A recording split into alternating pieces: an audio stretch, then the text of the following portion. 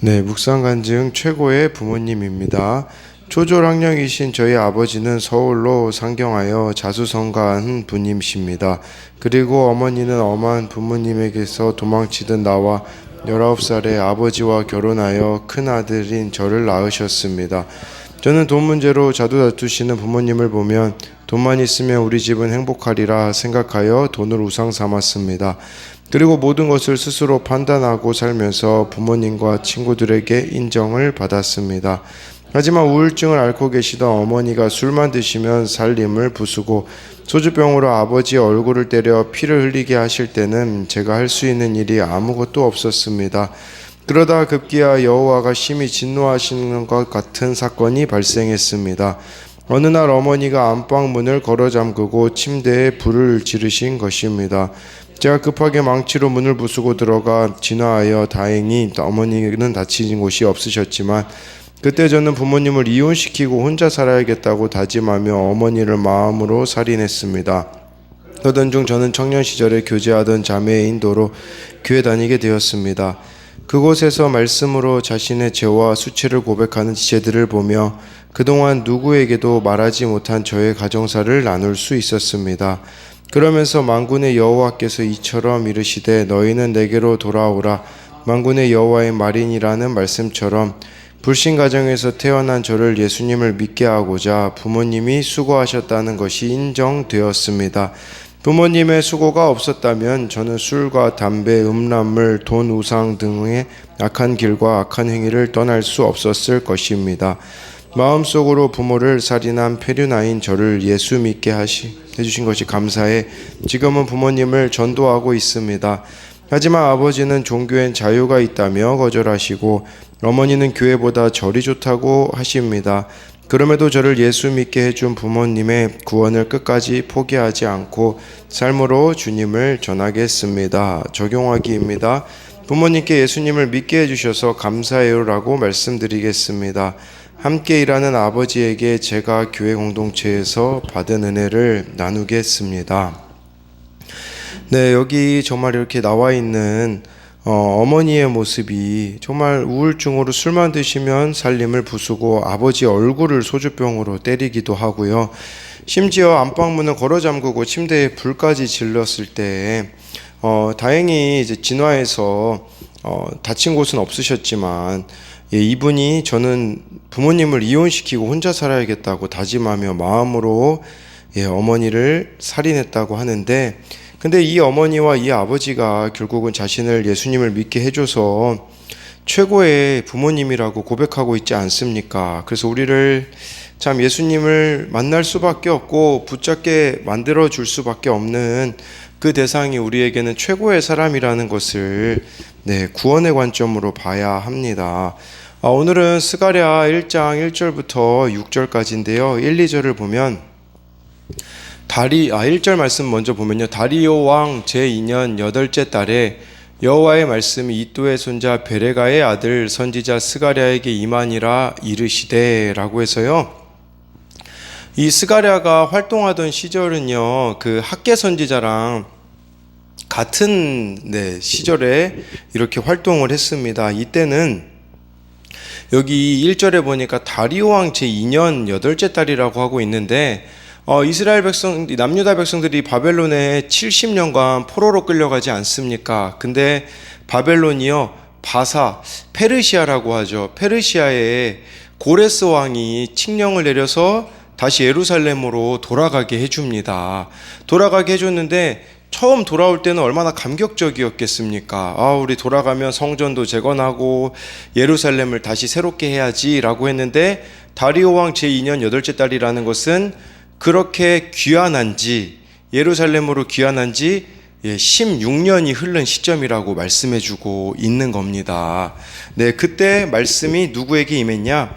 여기 이도의 손자 베레가의 아들 선지자 스가랴에게 임했다라고 하는데요. 스가랴라는 이름의 뜻은 여호와께서 기어가신다라는 뜻이고요. 이도는 여기서 이도의 손자라고 했는데 이도는 1차로 귀환할 때 스룹바벨하고 같이 귀환한 제사장이었습니다. 그러니까 스가랴는 제사장 가문이었음을 말씀해주고 있는 것이겠죠. 근데 이제 돌아왔는데 문제는 성전을 재건하려고 하니까 막 사마리아 사람이 와서 방해하죠. 예, 그러다 보니까, 그리고 이제 막 학개서를 여러분들이 읽어보시면요, 사람들이 막 먹고 사는 일에 급하다 보니까 성전은 그냥 방치해 둔 채로 이렇게 16년 동안 폐허 속에 내버려 두었다라고 할 수가 있습니다.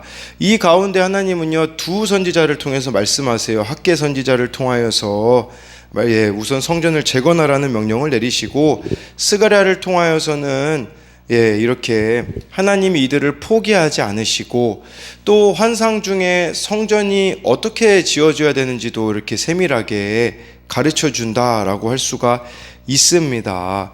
그래서요, 우리도요, 참 그런 것 같습니다.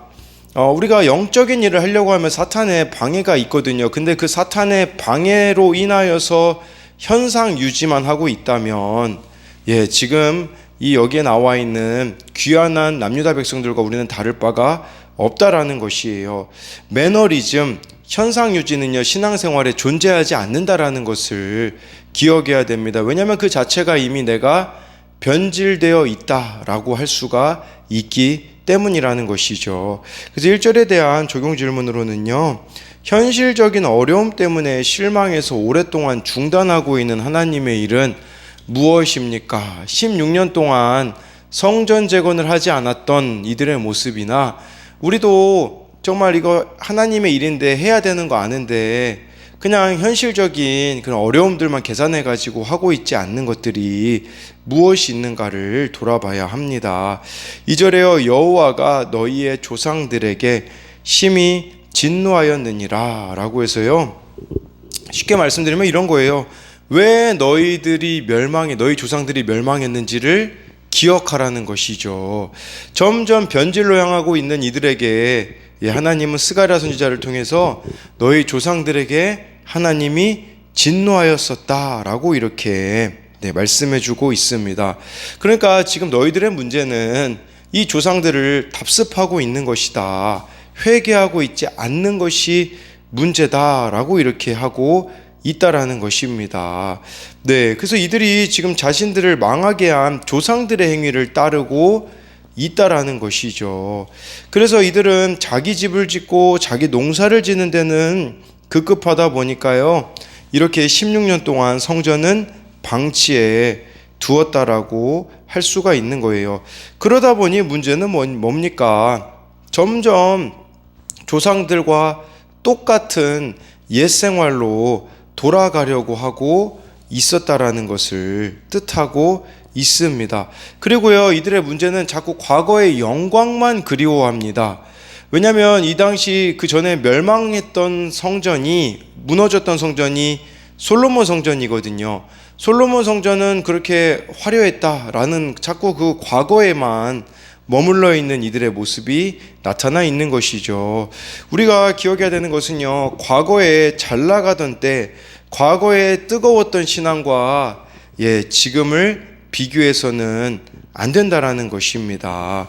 여러분, 살아있는 신앙을 여러분들이 가졌다면 늘 듣던 말씀도 날마다 새롭고, 그 말씀을 들을 때마다 회개를 하는데, 근데 문제는 나는 회개할 필요가 없다라고 생각하기 때문에 말씀이 나에게 부딪혀 오지 않고, 말씀은 지겹고 들으려고 하고 있지 않는 이런 조상들에게 심히 진노하였던 그 일들이 우리들에게도 일어날 수 있음을 기억해야 한다라는 것입니다. 그래서 2절에 대한 적용으로는 나의 신앙은 과거형이 아닙니까? 매일 말씀을 어떻게 대하고 있습니까? 말씀을 들을 때마다 회개가 됩니까? 아니면 나와는 상관없는 말씀으로 여겨지고 있습니까? 내게 찾아온 고난 가운데 하나님의 진노하심을 깨달은 적이 있습니까?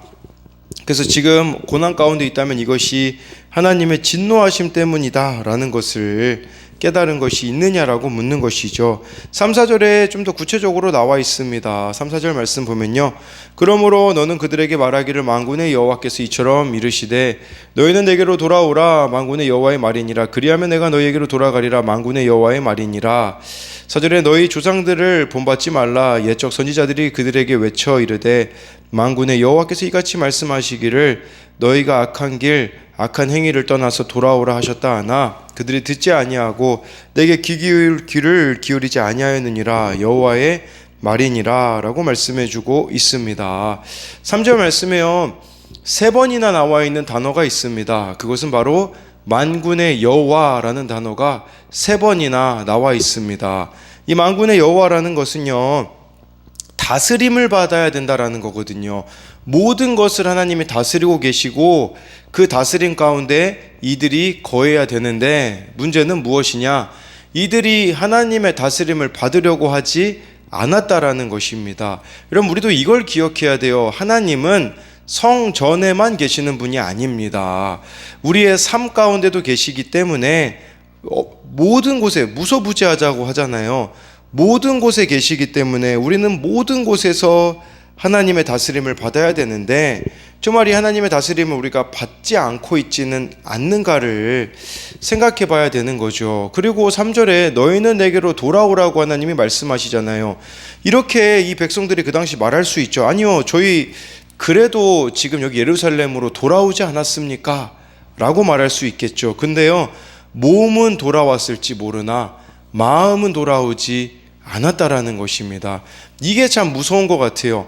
몸은 교회에 와 있으나, 몸은 예배하고 있으나 마음은 돌이키지 않는 자들이 얼마나 많이 있습니까? 그래서 모태신앙이라고 바꾸어 말하는 경우도 있지 않습니까? 우리의 신앙도 정말 이렇게 성전에는 와 있지만, 예배는 드리고 있지만 마음은 다른 곳으로 가 있는 그런 모습이 있지는 않는가를 봐야 한다라는 것입니다. 그리고요, 4절 말씀에 조상들을 본받지 말라라고 이렇게 말씀해주고 있는 것입니다. 우리도 욕심과 교만에 빠져 예배와 공동체를 소홀히 하고 있다면 어서 돌이켜야 한다라는 것입니다. 그래서 우리가 어떻게 해야 돌아갈 수 있겠습니까? 그것은 바로 악한 길, 악한 행위를 떠나야 됩니다. 악한 길, 악한 행위도요, 떠나는 방법도요, 사실 내가 죄인됨을 고백해야 되지 않겠습니까? 그래야 이게 악한 길로 보이고 악한 행위로 보이기 때문에 돌이킬 수 있는 것이지, 내가 죄인이라는 고백이 없으면 절대로 떠날 수가 없으며, 또 한 가지는요, 하나님의 말씀의 수술대 위에 나를 눕혀야 한다라는 것입니다. 그래서 이 3, 4절에 대한 적용 질문으로는요, 만군의 여호와의 다스림을 어디에 있든지 받고 있습니까? 여러분이 하나님을 믿고 나서도 계속 세상의 통치를 받는 것은 무엇입니까? 무엇으로 인하여서 예전의 모습으로 돌아가게 되었습니까? 내가 본받지 말아야 할 조상의 모습은 무엇입니까? 그러기에 오늘 내가 붙잡아야 할 말씀은 무엇입니까? 저는 이게 참 묵상간증에 나온 내용이 아니겠습니까? 정말 그 어머니, 그 아버지 속에서 그 모습이 나에게 그대로 있을 수밖에 없지만 예수님을 붙잡았을 때의 고백이 무엇입니까? 최고의 부모라고 고백하고 있는 이 모습이 있어야 한다라는 것이죠. 근데요, 이게 안 이루어지면 원망만 하지 않겠습니까? 내 인생 이렇게 된 거 부모 때문이야 라고 언제까지 그렇게 우리가 말할 수가 있겠습니까? 5절 6절 보면요, 너희 조상들이 어디 있느냐, 또 선지자들이 영원히 살겠느냐. 6절에 내가 나의 종 선지자들에게 명령한 내 말과 내 법도들이 어찌 너희 조상들에게 임하지 아니하였느냐. 그러므로 그들이 돌이켜 이르기를 만군의 여호와께서 우리 길대로 우리 행위대로 우리에게 행하시려고 뜻하신 것을 우리에게 행하셨도다 하였느니라 라고 하고 있습니다. 5절 말씀 보면 너희 조상들이 어디 있느냐, 선지자들이 영원히 살겠느냐라는 것은요, 범죄한 조상들도 사라졌고 그때 말씀을 전했던 선지자들도 사라졌지만 근데요 6절에 보니까 그게 그 선지자들을 통한 말과 법도들이 조상들에게 임하지 아니하였느냐라는 것은요, 범죄한 조상들도 죽었고 말씀 전했던 선지자들도 사라졌지만 하나님의 말씀은 성취가 되었다라고 말씀해주고 있습니다. 우리도 마찬가지예요. 이런 관점으로 보자면요, 성경을 기록했던 수많은 사람들이 지금은 다 죽지 않았습니까? 그런데 그 말씀은 지금도 살아서 우리들에게 역사할 수 있다라는 것입니다. 그런데 또 한 가지 생각해 볼 수 있는 것은, 하나님은 택하신 백성의 구원을 위해 말씀에 순종하지 않은 죄가 그들에게 그대로 돌아가게 하심으로 역사하신다라는 것이에요. 이들에게 말씀이 이루어진 걸 어떻게 확인할 수 있냐? 폐허가 된 예루살렘을 보면 알 수가 있었던 겁니다. 우리도 마찬가지예요. 정말 우리가 하나님을 떠나 살면, 말씀을 떠나 산 그 증거가 무엇입니까? 답은 폐허입니다. 폐허가 된 나의 삶을 보면 내가 하나님을 떠나 있음을 나타내는 것이 아니겠습니까? 그러니 망하는 것과 같은 사건 속에서, 폐허가 된 사건 속에서 이게 마땅히 있어야 될 일이라고 고백해야 된다라는 것은 내가 하나님을 떠난 삶의 결과이기 때문에, 결론이기 때문에 우리가 돌이켜야 한다라는 것을 보여주고 있는 말씀이신 겁니다. 그렇기 때문에 이것에 대한 마지막으로 적용은요, 하나님이 나를 구원하려고 허락하신 사건은 무엇입니까? 정말 우리가 내 뜻대로 안 되고 폐허와 같은 사건을 만났습니까? 그것은요, 그냥 망하는 사건으로 끝나는 것이 아니라 여러분들이 하나님께 돌이키라고 나를 구원으로 인도하기 위한 사건이라는 것을 저와 여러분들이 기억함으로써 오늘 말씀에 하나님께서 돌아오라고 말씀하고 계시는 이 말씀 속에서 지금 내가 어디로부터 돌이켜야 되는가, 지금 나의 신앙이 예전과 같지 않다면 무엇이 문제인가 점검하시며 정말 하나님께로 돌아가는 저와 여러분들이 되기를 소망합니다.